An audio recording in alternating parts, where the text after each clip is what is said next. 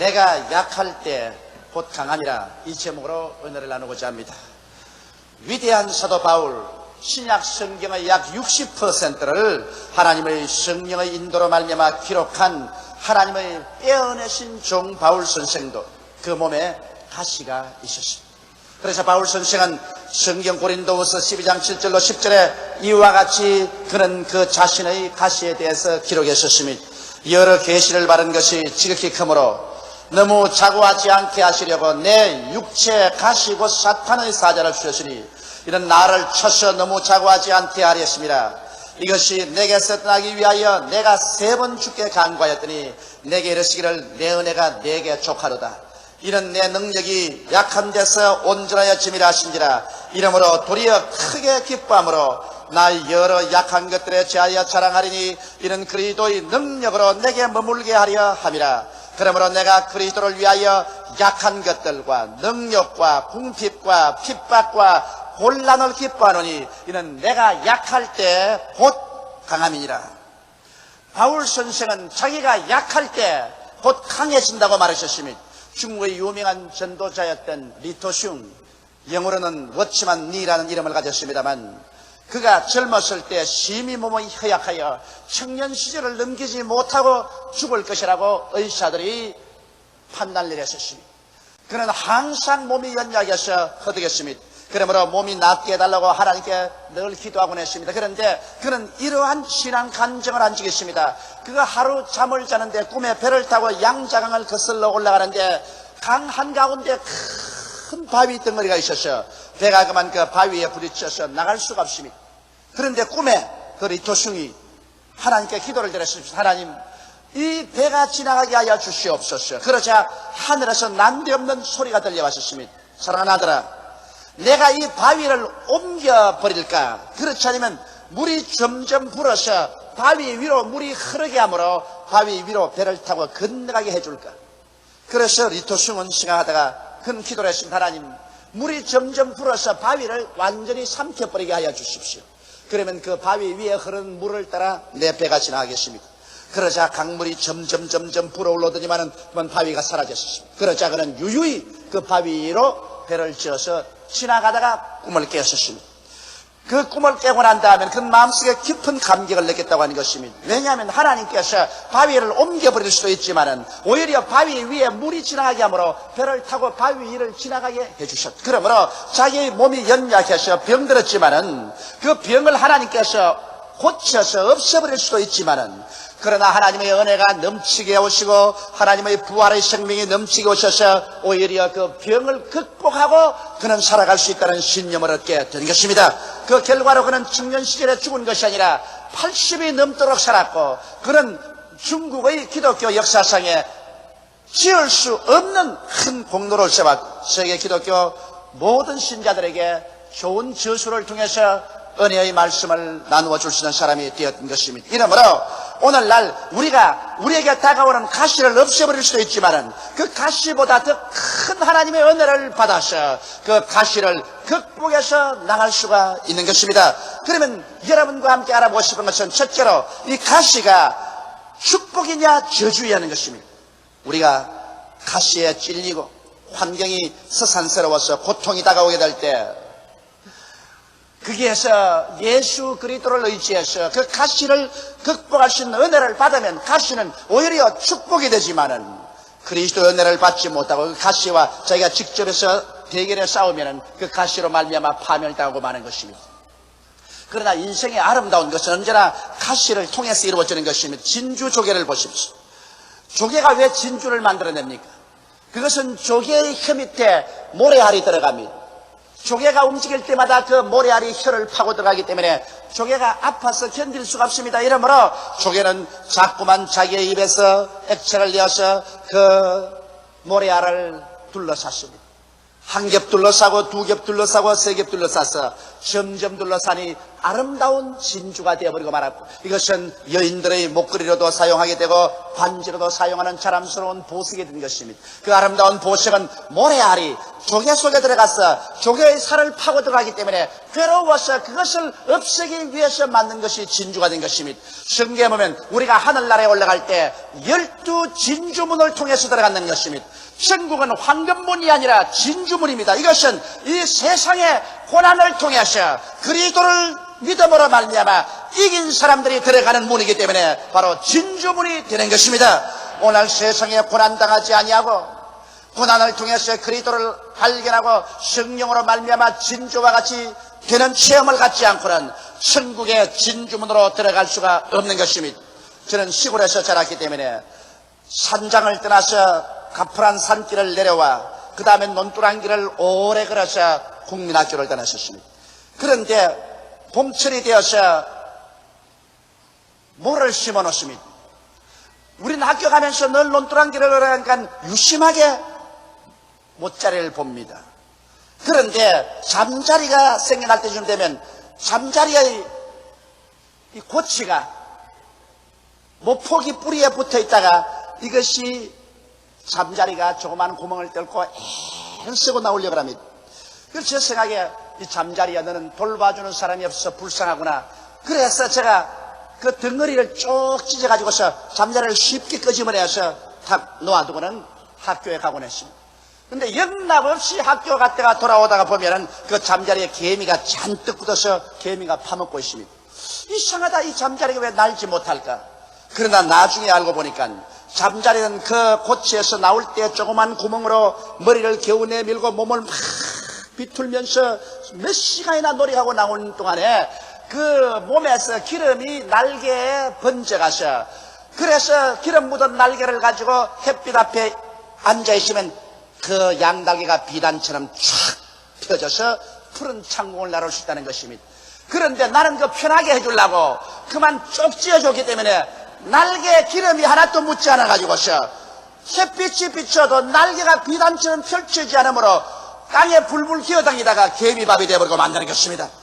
나는 거기에서 고난이 반드시 우리를 죽이는 것이 아니라 고난을 통해서 성령의 기름 부음이 오시면 창공을 나를 수 있는 믿음을 얻게 되는 것을 깨닫게 되었습니다. 역경의 가시가 여러분과 나를 찌를 때 우리는 인간의 허약함을 깨닫고 진실로 회개하게 되는 것입니다. 사람들은 건강하고 부귀영화가 있을 때는 하나님 믿어서 뭘 하느냐, 내 주먹을 믿으라고 큰 소리 칩니다. 그러나 사람이 고난의 가시에 찔리고 역경에 꺾꾸러지면 내 주먹을 믿으라고 할 사람은 아무도 없습니다. 거기에는 모두 다 꺾꾸러져서 인생의 허약함을 뼈저리게 느끼게 되는 것입니다. 너 인생이 무엇이냐? 잠시 있다 사라지는 안개라고 성경은 말했는데 정말 안개보다 못한 것이 인생이라는 것을 뼈저리게 느끼게 되는 것입니다. 그렇기 때문에 하나님을 찾게 되어요. 간절한 마음으로 하나님을 찾고 회개하게 되고 기도하게 되고 그럴 만큼만 믿음이 무쩍무쩍 자라게 되는 것입니다. 나는 우리 교회 자매님 한 분으로부터 이런 간증을 들었습니다. 그는 원래 교회에 나왔는데 별로 믿음이 자라지 않았었어요. 그저 교회에 와서 하나님 말씀 듣고 기도하고 연보 드리고 집에 돌아가고, 그래서 뜨겁지도 아니하고 차이도 아니하는 그런 신앙을 계속했는데 그 남편이 비울빈에 가서 출장으로 그곳에서 일을 하고 있다가 한국으로 급히 돌아온다는 연락이 왔습니다. 비행장에 나가보니까 남편의 얼굴이 시커멓습니다. 집에 모시고 오니까 고목나무 쓰러시 쓰러지는데 간경화증이었습니다. 이래서 이제는 그렇게 튼튼하고 있지 않은 남편이 폐인이 되었습니다. 그 자매니 하는 말이, 그때 갑자기 신앙에 불이 붙는데 눈에 불이 펀쩍해지는 게 이래서 안 되겠다. 그때로부터 주일 수요일 날 뿐 아니라 금요일 철야기도에 와서 빠지지 않고 주님께 부르짖어 기도하고 금식기도원에 와서 하나님이여 내 남편을 살려달라고 기도하는데 그때부터 말씀이 송이꿀보다도 더 달고 잠도 안 오고 눈을 부릅뜨고 기도를 하는데 신앙이 죽순같이 자라기 시작해요. 환난 당하기 전에 신앙이 안 자라더니 환난을 당하자 무서운 속도로 신앙이 그의 속에 자라나셨습니다. 하루는 간절히 남편을 위해서 기도하고 난 다음 새벽 4시경에 갑자기 놀라서 꿈을 깼는데 꿈에 어디에서 음성이 들리기를 빨리 기도문에 가서 기도하라 그러시더랍니다.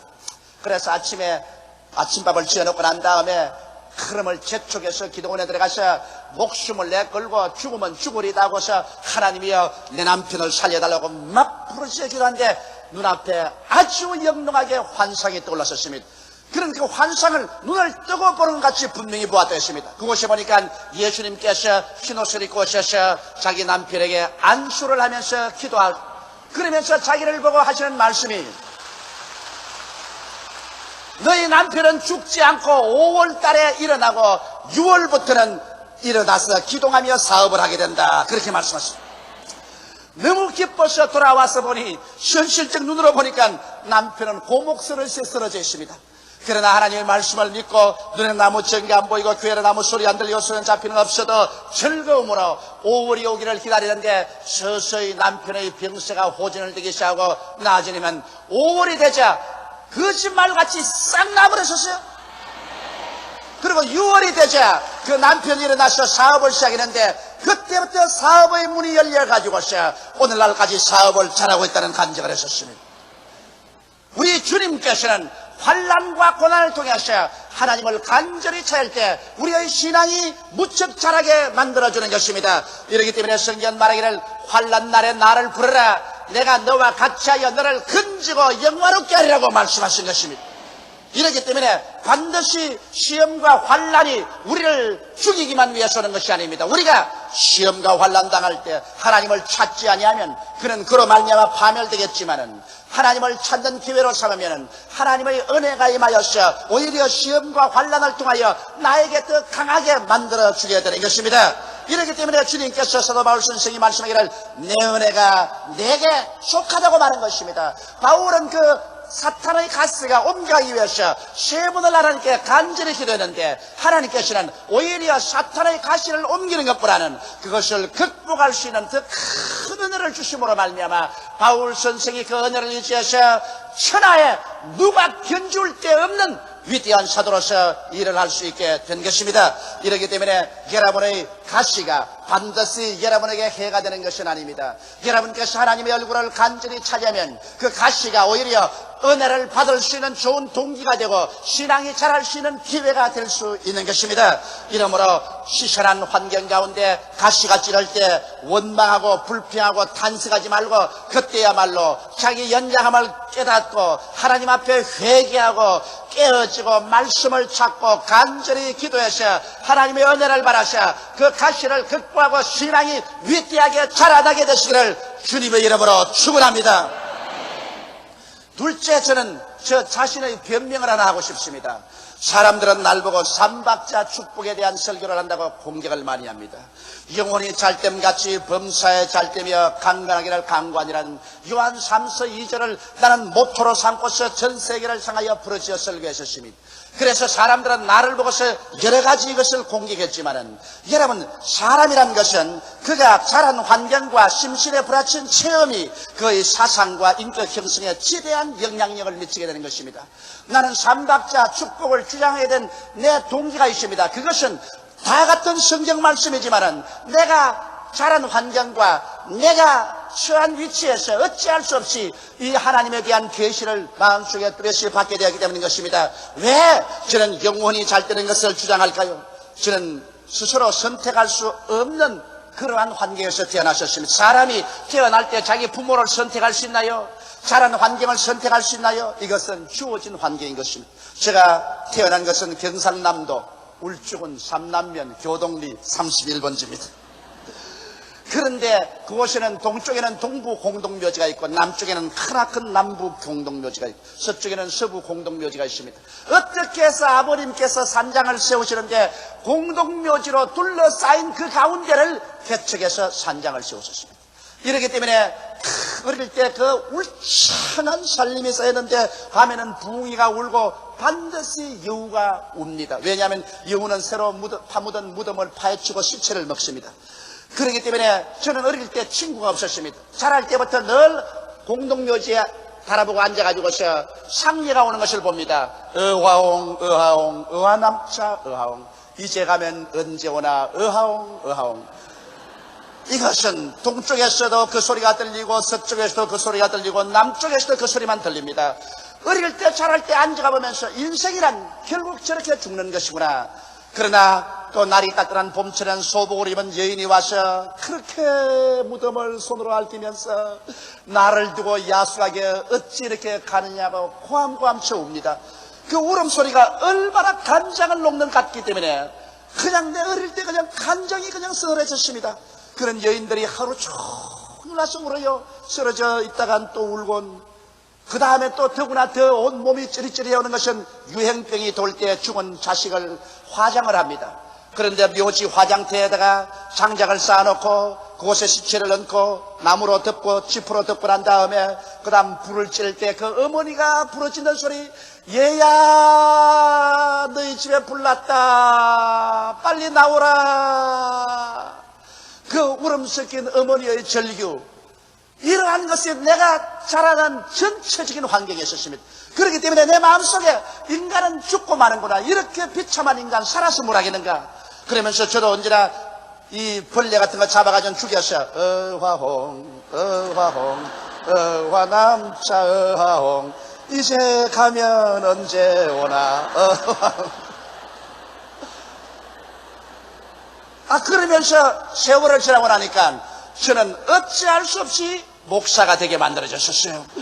나는 종교를 찾을 수밖에 없고 인간은 무언지 죽고 난 뒤에 저 영원한 세계를 취하지만 않는다는 칼급한 심정이시기 때문에 내게 예수 그리스도를 전도해 주었을 때 나하고 변명할 필요가 없었습니다. 나는 이미 마음속에 준비가 다 되어 있었어요. 나는 영원한 삶, 영혼이 잘 되는 것을 찾지 않고는 삶의 의미를 완전히 박탈해버렸었습니다. 학교 가서 공부할 때도 늘 인간은 죽으면 무엇이 되냐, 인간은 영원한 것이 무엇이느냐, 어찌할 수 없이 그게 포로가 되어 있었습니다. 그러고 난 다음 범사에 잘 되는 것을 제가 강력히 주장하게 된 것은 제가 자라는 청소년 시절에 6.25 사변이 났지 않습니까? 민족적인 고난과 충격 속에서 뼈저린 가난과 고통을 눈으로 보고 체험했었습니다. 그게 1958년도 처음 개척교회를 할 때, 그때 쓰라림도 지금 역력합니다. 다 떨어진 천막에 비는 새고 밑에 돗자리는 썩어가고 앞길은 적막강산이고, 그런 뼈저린 어려운 가난 가운데서 내가 신방을 할 때마다 그 신방할 때 들은 말이 머릿속에서 떠나지 않았었습니다. 아니, 천당이 그렇게 좋거들랑 왜 그 천당의 조그마한 부분이라도 우리 살아있을 때 이때 좀 나눠주지 않습니까? 그렇게 좋은 천당 가기 전에 이 땅에 살 동안 조금만 천당만 나누어 준다면 우리 진짜 믿겠는데, 그것도 안 나눠주는 하나님께 저 천당에 가서 잘 살 것을 어떻게 기대합니까? 그 말에 대한 충격을 느꼈었습니다. 그래서 나는 성경을 재차 찾아보기 시작했었습니다. 나는 그때까지 가난하고 헐벗고 굶주려야 훌륭한 신자가 된다는 줄 알았는데, 성경을 찾아보자 믿음의 조상 아브라함은 그 인격적으로 많은 시련을 통해서 깨어졌지만은 그러나 물질에 그런 궁핍하지 않았습니다. 아브라함은 은과 금이 풍부했고 그러고 짐승 때도 많았다고 말했습니다. 이삭은 아브라함의 상속을 받아 이미 부자인데다가 한 해 농사지어 100배나 거두었고 마침내 창대한 거부가 되었다고 성경은 말하셨으며, 야곱도 한때 두때의 짐승떼가 마치 바다 모래같이 많아 동방에서 가장 큰 자가 되었다고 말하셨습니다. 성경은 말씀하기를 나는 아브라함의 하나님이요 이삭의 하나님이요 야곱의 하나님이라고 말한 것입니다. 그 세 하나님의 위대한 종들이 시련을 통하여 인격이 깨어져서 인본주의가 깨어지고 신본주의가 되는 경험을 했지만은 물질적으로 궁핍하지는 않았었습니다. 예수님께서는 친히 이 성경을 인용해서 말씀하시기를 아브라함의 하나님, 이삭의 하나님, 야곱의 하나님은 죽은 자의 하나님이 아니라 산 자의 하나님이라고 말씀한 것입니다. 그 하나님은 구약시대의 하나님이 아니라 신약시대의 하나님인 것입니다. 성경은 말씀하기를 우리가 아브라함과 같은 믿음을 가지면 아브라함과 함께 복을 받느니라고 말씀하고 있는 것입니다. 나는 이 성경 공부를 통하여 마음에 깊이 깨달은 바 있었습니다. 이것은 진실로 가난하고 헐벗고 굶주린 것이 죄는 아니지만은, 그러나 이렇게 사는 것이 하나님의 영광도 아니요 하나님의 뜻이 아니라는 것을 알았었습니다. 이러므로 하나님 말씀을 깊이 연구하고 이미 예수 그리스도 안에서 우리는 저주에서 개방된 것을 제가 깨달았기 때문에 이것을 강력하게 교인들에게 전도했었습니다. 환경은 갑자기 변화시킬 수 없지만 우리의 생각은 바꿀 수가 있다. 하나님은 우리의 온갖 구하는 것이나 생각하는 것에 넘치도록 능력할 하나님이기 때문에 생각을 가난과 헐벗음과 굶주림과 낭패와 실패와 패배에서 변화시켜서 긍정적이고 적극적인 말씀을 받아들이게 하고 성경의 내 입을 넓게 열라 내가 채우려고 하셨으니 우리의 생각의 입을 넓게 열도록 가르쳤었습니다. 눈에 아무 증거 안 보이고 귀에는 아무 소리 안 들리고 소용 잡히는 것 없어도 현실을 초월해서 말씀을 받아들이고 생각이 변화되고 용기를 얻고 믿음과 소망을 얻어 주님께 부르짖어 기도하고 믿음으로 실천할 때 하나님께서 하늘 문을 여시고 축복의 축복을 부어주는 것을 내 눈으로 보았었습니다. 낭패와 실망에서 가난과 헐벗음과 저주에서 범사에 잘되게 한 하나님을 내가 찾았기 때문에 이것을 전할 수밖에 없습니다. 그런 환경에서 이 가시더미에서 하나님이 은혜를 채울 수가 있기 때문인 것입니다. 강건하기를 강구한다는 말씀을 전한 것은 누구든지 이 세상에 태어나서 늘 건강하게만 살면은 병자도 병이 걸려본 적이 없는 사람은 의사가 소용없고 약이 소용없겠죠. 저는 허약하게 태어나서 국민학교 5학년 때 홍역을 앓고 난 다음 그때부터 내내 몸이 약했다가 17살에 폐병으로 쓰러지고 거기에서 겨우 하나님 능력으로 살아났지만은 신학교 시절에도 늘 몸이 좋지 않았고 제가 교회 개척을 하고 난 다음에도 몸이 성취하나 심장이 약해서 고통을 당했었습니다. 1964년 강남에서 설교하다가 쓰러지고 난 다음에는 신경쇠약증에 걸려가지고서 사선을 헤맸었습니다. 그렇기 때문에 별 도리 없이 간절히 하나님을 찾을 수밖에 없습니다. 병 고치는 하나님을 창세기부터 계시록까지 갈급한 심령을 가진 사람이 물을 찾듯이 간절히 찾으셨습니다. 그래서 성경 말씀에 나는 너희 병을 치료하는 여호와라는 것을 알았었으며 여호와를 섬기라 그러면 제가 너에게 물과 양식의 복을 내리고 너희 중에 병을 제하리니 너희 가운데 낙태하는 자 잉태치 못하는 자가 없을 것이라 내가 너희 날수를 채우리는 약속도 받았었으며 제가 우리 연장것을 친히 담당하시고 병을 짊어지고 가셨으며 제가 채찍에 맞음으로 나음을 입은 것을 알게 되었었습니다. 그래서 그 힘으로 그 은혜로 이 가시를 극복할 수가 있었고 그 은혜를 온 세계 만민과 나눌 수가 있은 것입니다. 나는 돌이켜볼 때 나의 자란 환경과 그 역사적인 고통과 육신의 연약함이 오히려 나에게 도움이 된 것입니다. 그 가시로 말미암아 하나님을 더욱 찾게 되었고 이 가시를 극복할 수 있는 하나님의 은혜를 받고 보니 오히려 내게 환난당한 것이 유익이 되고 마른 것입니다. 그러므로 여러분 우리가 환난과 고난을 보는 눈에 따라서 이것이 축복이 되기도 하고 저주가 될 수도 있는 것입니다. 오늘 세 번째 우리 바울의 자랑을 보고서 이 말씀을 마치십시다. 바울 선생은 내가 약할 그때 곧 강하다고 자랑했었습니다. 이 어찌 기막힌 역설이 아니겠습니까? 그러나 인간은 약할 때 하나님을 찾기 때문에 오히려 하나님의 능력으로 강하게 되어버리고 마는 것입니다. 바울 선생의 자랑은 몇 가지가 있습니다. 나는 약한 것들을 자랑하겠다고 한 것입니다. 왜냐하면 그가 약할 때 그런 하나님의 강함을 알게 되고 강한 하나님을 찾게 되고 강한 하나님의 의지함으로 말미암아 그가 강해져 버리고 마는 것입니다. 여러분 종이 한 장은 무척 약해서 구멍을 쉽게 뚫을 수 있지만은 이 종이를 이 나무에 붙여놓으면 손가락이 닳도록 눌러도 뚫어지지 않습니다. 비록 여러분 한 사람 한 사람 개체는 약하나 강한 하나님께 나아가서 하나님을 의지하면 여러분은 하나님과 함께 강해져 버리고 마는 것입니다.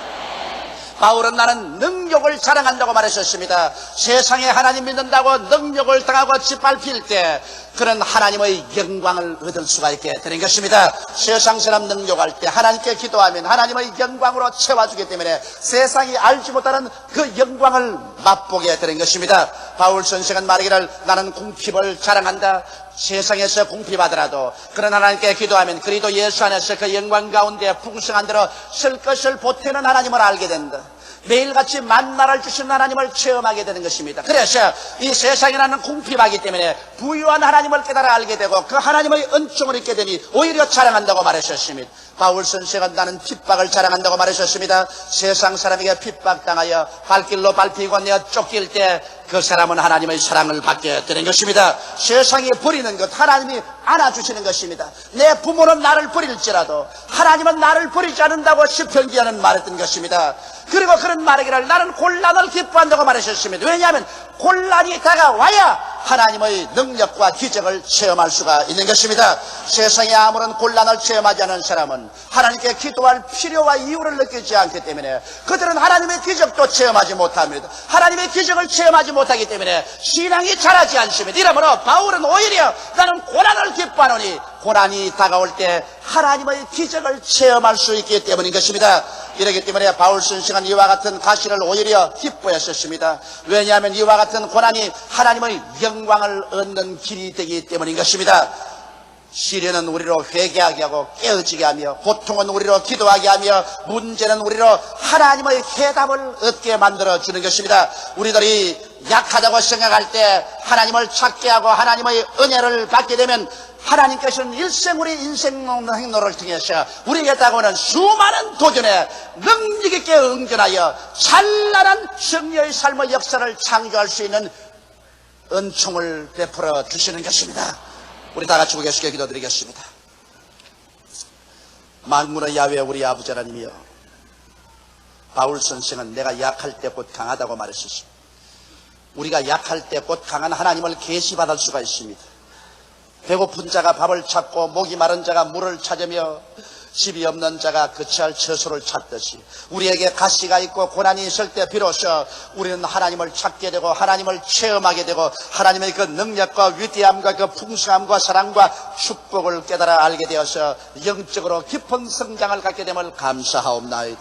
그러므로 아버지여, 내가 고난당한 것이 차라리 유익이라 고난당하게 지낸 내 마음대로 행하였더니 고난당한 이유는 하나님의 법을 지키나이다 한 시편 기자처럼 우리가 고난을 내 아버지 사시하지 말게 도와주시옵시고 오히려 이것이 하나님의 은혜를 받게 하는 안내자인 줄 알고 고난이 올 때 깨어지고 회개하고 간절한 마음으로 열심을 품고 주를 찾게 하여 주시옵소서.